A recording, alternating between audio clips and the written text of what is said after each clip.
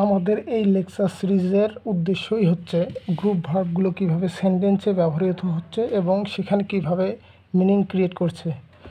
তো আজকের আমাদের যে গ্রুপ বা যে ভার্বটা নিয়েছি সেটা হচ্ছে ডাইয়ের সাথে কীভাবে বিভিন্ন ধরনের প্রিপোজিশন যুক্ত হবে এবং নতুন নতুন অর্থ প্রদান করবে সেটাই আমরা দেখব। দেখুন, প্রথমে আমরা নিয়েছি die away. The sound of thunder died away in the distance. Past tense যেহেতু একটা past tense-এর ঘটনা, এই জন্য এটি ভার্বের সাথে। দেখুন, দ্য সাউন্ড অফ থান্ডার অর্থাৎ বজ্রপাতের শব্দ, in the distance died away অর্থাৎ বজ্রপাতের যে শব্দ সেটা কি এই যে অদূরেই হারিয়ে গেল। বজ্রপাতের শব্দটা অদূরেই হারিয়ে গেল এমন একটা অর্থ দিচ্ছে। অর্থাৎ ডাই অ্যাওয়ের যে আমরা অর্থ দেখব সেটা হচ্ছে যে কোনো কিছু ধীরে ধীরে দুর্বল হয়ে যাওয়া বা শেষ হয়ে যাওয়া, এইরকম অর্থে আমরা আসলে ডাই অ্যাওয়ে ইউজ করব। দেখেন আরেকটা এক্সাম্পল আমরা নিই। His excitement about gym membership died away অর্থাৎ তার যে এক্সাইটমেন্ট ছিল জিমের মেম্বারশিপের ব্যাপারে, তার যে এক্সাইটমেন্ট ছিল সেটা কি হয়ে গেল, ডাই অ্যাওয়ে হয়ে গেল, চলে গেল। As soon as he saw the treadmill, যখনই সে দেখলো কি, অর্থাৎ জিম সেন্টারে যখনই সে ট্রেডমিল দেখলো, তার যে জিম মেম্বারশিপ নিয়ে যে এক্সাইটমেন্ট সেটা কিন্তু মানে খুব তাড়াতাড়ি চলে গেল। অর্থাৎ এখানে জিমে মেম্বারশিপ পাওয়ার আগে তার খুবই এক্সাইটমেন্ট ছিল এবং সেই মেম্বারশিপ পাওয়ার পর তার এক্সাইটমেন্টটা কি আস্তে আস্তে চলে গেল। অর্থাৎ এই যে এক্সাইটমেন্ট শুরুতে প্রবল ছিল কিন্তু শেষে কি হয়ে গেল, সেই এক্সাইটমেন্টটা একেবারে খুবই দুর্বল হয়ে গেল। অর্থাৎ এই যে ক্রমাগত কোনো কিছু দুর্বল হয়ে যাওয়া বা হচ্ছে অদৃশ্য হয়ে যাওয়া বা হারিয়ে যাওয়া, এখানে এই ক্ষেত্রে আমরা কিন্তু ডাই অ্যাওয়ে ব্যবহার করব। এর পরবর্তীতে দেখি আমরা ডাই আউট। আমরা সোজা চলে যাব এক্সাম্পলে, যে dinosaurs died out but mosquitoes are stronger than ever. দেখুন, ডাইনোসর ডাইড আউট। ডাইনোসর কি আসলে আমাদের কি এখন ডাইনোসর বলতে কোনো কিছু এক্সিস্ট করে না। তার মানে এইখানে ডাই আউটের যে অর্থ, যেটা এখন আর কোনো বর্তমানে এক্সিস্ট করে না, আগে ছিল কিন্তু এখন আর এক্সিস্ট করে না, সেই রকম অর্থে আমরা ডাই আউট ব্যবহার করব। যেমন dinosaur die out but mosquitoes are stronger than ever. Dinosaur হারিয়ে গেছে কিন্তু মশা আগের তুলনায় আরও অনেক বেড়ে গেছে, বা তার শক্তি সামর্থ্য বা মানুষকে আক্রমণ করার ক্ষমতা মশার আগের তুলনায় অনেক বেড়ে গেছে। আরেকটা এক্সাম্পল দেখি আমরা, যে mortality is dyeing out gradually. আমাদের যে মর্টালিটি নয়, মরালিটি, আমাদের যে নৈতিকতা ইজ ডাইং আউট, আমাদের নৈতিকতা কি ধীরে ধীরে কিন্তু শেষ হয়ে যাচ্ছে। Gradually mortality is dyeing out gradually, ক্রমাগত আমাদের কি মানুষের অর্থাৎ মানুষের নৈতিকতা ক্রমাগত কি হয়ে যাচ্ছে, হারিয়ে যাচ্ছে। একসময় দেখা যাবে যে মানুষের মধ্যে আর কোনো নৈতিকতা থাকবেই না। The custom died out. এখানে ডাইং, দেখুন এখানে এর আগে পাস্ট ফর্মে ছিল ডাইট, এখানে আইএনজি ফর্মে আছে অর্থাৎ কন্টিনিউয়াস ফর্মে আছে, অর্থাৎ এটা প্রেজেন্ট কন্টিনিউয়াস টেন্সে আছে এবং এটা প্রেজেন্ট টেন্সকে নির্দেশ করতেছে। এখন দেখি যে the custom died out long ago, কোনো একটা প্রথা, দ্য কাস্টম অর্থাৎ প্রথা, ডাই আউট অর্থাৎ কোনো একটা প্রথা এখন আর নেই। ডাই আউট লং অ্যাগো, কোনো একটা প্রথা অনেক আগেই কী হয়ে গেছে, শেষ হয়ে গেছে, যে ওই প্রথাটা এখন আর নেই আমাদের মাঝে। তার মানে এখানে ডাই আউটের অর্থ আমরা পেতে পারি যে যেটা আর এক্সিস্ট করে না, no exist right now, no existence right now, মানে সেটার এক্সিস্টেন্স এখন আর নেই। এরপরে আমরা দেখি ডাইফর। আমরা সোজা এক্সাম্পল থেকে আমরা ডিসকাশন করব। I am dying for a cup of coffee right now. আমি আপ্রাণ চেষ্টা করছি বা খুব করে চাইছি এক কাপ কফি এই মুহূর্তে আমি কি এক কাপ কফি খুব করে চাইছি। এই যে তার মানে মনে প্রাণে চাওয়া বা খুব করে চাওয়া, খুব আগ্রহের সাথে চাওয়া বা কোনো কিছুর জন্য যখনই এরকম ধরনের অর্থ পাবো আমরা, তখনই সেখানে আমরা ডাই ফর ব্যবহার করব। দেন আর এক্সাম্পল দেখি, যে she is dyeing for attention so she liked her own Facebook post. She is dyeing for attention, অর্থাৎ সে কি মানুষের অ্যাটেনশন বা মনোযোগ পাওয়ার জন্য খুবই আগ্রহী। Dying for, so she like her own Facebook post, যার কারণে সে কী করে নিজের ফেসবুক পোস্টে নিজেই লাইক রিয়াকশান দেয়। এই যে সে ডাইং ফর অ্যাটেনশন, সে খুব করে চাচ্ছে মানুষের মনোযোগ, যার কারণে সে কী করছে নিজের ফেসবুক পোস্টে নিজেই লাইক দিচ্ছে। Freedom fighter died for their country, অর্থাৎ মুক্তিযোদ্ধারা তাদের জীবন দিয়েছে কিসের জন্য? তাদের দেশের জন্য। এখানে কি দেখেন, এই যে দেশের জন্য যুদ্ধ দেওয়া বা ডাইড ফর, এখানে দেখেন যে তারা কিন্তু খুব করে চাইছিল, অর্থাৎ ফ্রিডম ফাইটাররা যুদ্ধে সেজন্যই গেছে কারণ তাদের চাওয়া মানে একটা মনে প্রাণে চাওয়া ছিল যে আমরা দেশটাকে স্বাধীন করতে চাই, যার কারণে এখানে ডাইড ফর হবে। এটা খুব একটা কমন সেন্টেন্স প্যাটার্ন আপনাদের জন্য, যে ডাই বাই, অর্থাৎ কোনো কিছুর দ্বারা মারা যাওয়া। এটা আসলে আমরা কি ধরনের মানে সেন্টেন্সে ব্যবহার করব?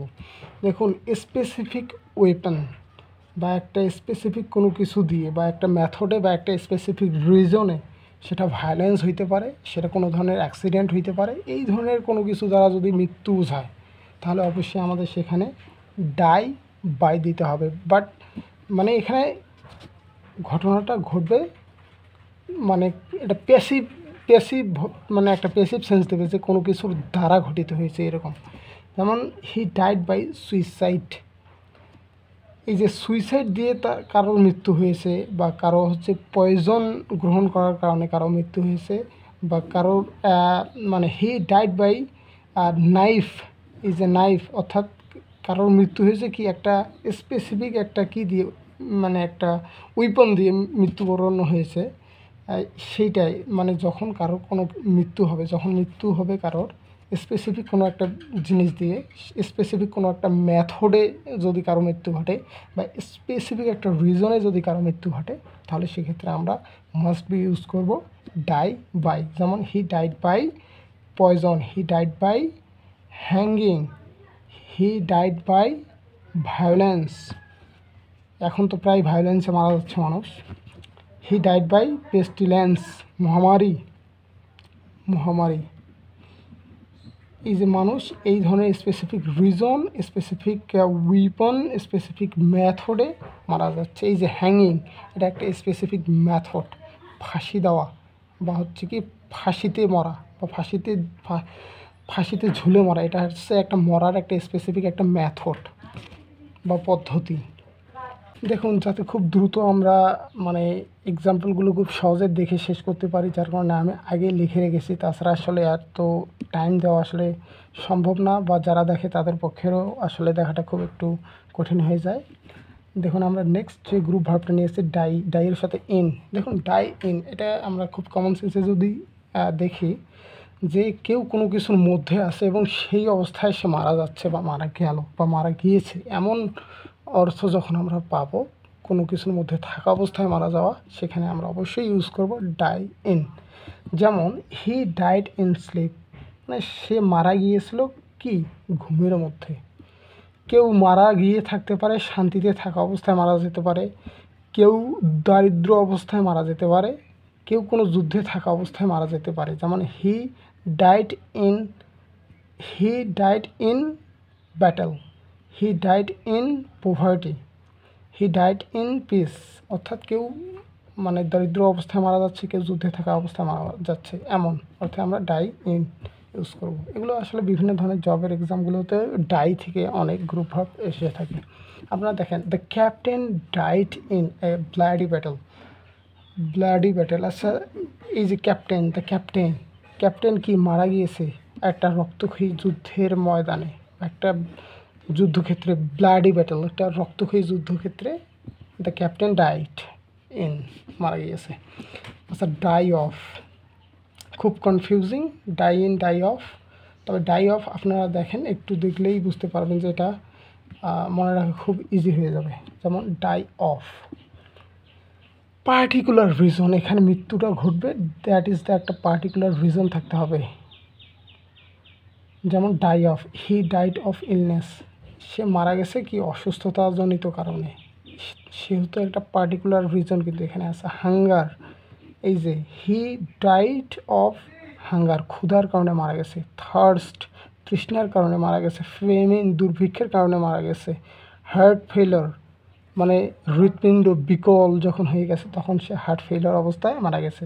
যেমন he died of heart failure, আমরা তখন এইভাবেই সেন্টেন্সে ইউজ করতে হবে এই গ্রুপ ভার্বটা, যে হি died of heart failure, he died of thirst, তৃষ্ণায় মারা গেছে। হি ডাইড অফ ফেমিন, দুর্ভিক্ষে মারা গেছে। হি ডাইড অফ হাঙ্গার, ক্ষুধার কারণে মারা গেছে।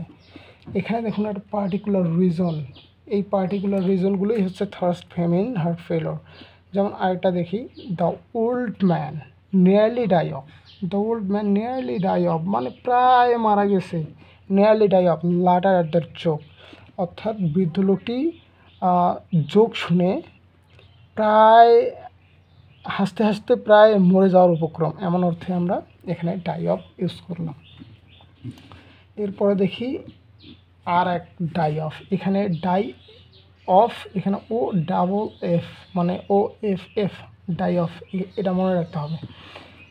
এইটার অর্থটা যেটা দেখবো আমরা, খুবই ইন্টারেস্টিং একটা বিষয়, আপনারা একটু খেয়াল করলেই দেখবেন যে এটার মানেটা খুবই মজার।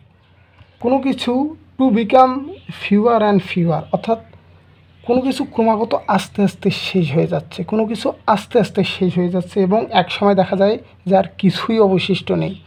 এমন যখন অর্থ আমরা ক্রিয়েট করতে যাব তখন আমাদের ডাই ও ডাবল এফ এই অর্থ, এই গ্রুপ ভার্বটা ইউজ করতে হবে। যেমন একটা এক্সাম্পলে আমরা সোজা চলে যাই, যে many species R dyeing of, অনেক প্রজাতির প্রাণী আর ডাইং অফ, প্রায় কি শেষ হয়ে যাচ্ছে, due to climate change, climate চেঞ্জের কারণে অনেক প্রজাতি কিন্তু আর পৃথিবীতে এখন এক্সিস্ট করছে না, এগুলো আস্তে আস্তে আস্তে আস্তে প্রায় পৃথিবী থেকে নিশ্চিহ্ন হয়ে গেছে।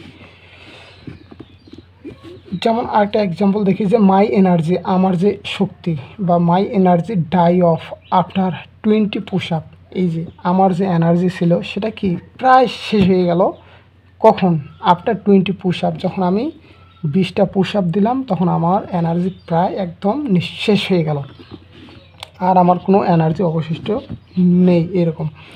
Cattle die off in the village, অর্থাৎ গ্রামে যখন গবাদি পশুর মহামারী শুরু হয় তখন দেখা যায় যে কারোর বাড়িতেই প্রায় আর গবাদি পশু থাকে না, প্রায় সবারই মরে যায়, এমন অর্থে আমরা এখানে ডাই অফ ব্যবহার করছি, যে cattle die off in the village, গ্রামের সমস্ত গৃহপালিত যে ক্যাটেল যারা আছে, গৃহপালিত প্রাণী, এগুলো প্রায় গবাদি পশু প্রায় কি শেষ হয়ে গেছে, ডাই অফ এখানে। যেমন the sons of the widow die off, ইদি the sons of the widow, অর্থাৎ বিধবার সন্তানরা কি হয়ে গেছে, একে একে প্রায় সবাই মারা গেল, তার sons of the widow die off, অর্থাৎ বিধবার ছেলেগুলো ধীরে ধীরে সবাই মরে গেল, এমন অর্থে আমরা ডাই অফ দেখছি। এখানে আমি লিখে রেখেছি যে ডাই অফের অর্থটা আমরা বলতে পারি এভাবে, to become something fewer and fewer and until none are left, এবং শেষ পর্যন্ত কোনো কিছুই আর অবশিষ্ট প্রায় থাকে না, এমন অর্থে ডাই অফ ব্যবহার হবে। আর একটা দেখবো আমরা লাস্ট, ডাই অন, মানে ডাই অন অর্থাৎ কোনো একটা বিশেষ সময়ে বা কোনো একটা বিশেষ তিথিতে বা নির্দিষ্ট একটা সময়ে মারা যাওয়া অর্থে ডাই অন ব্যবহৃত হয়।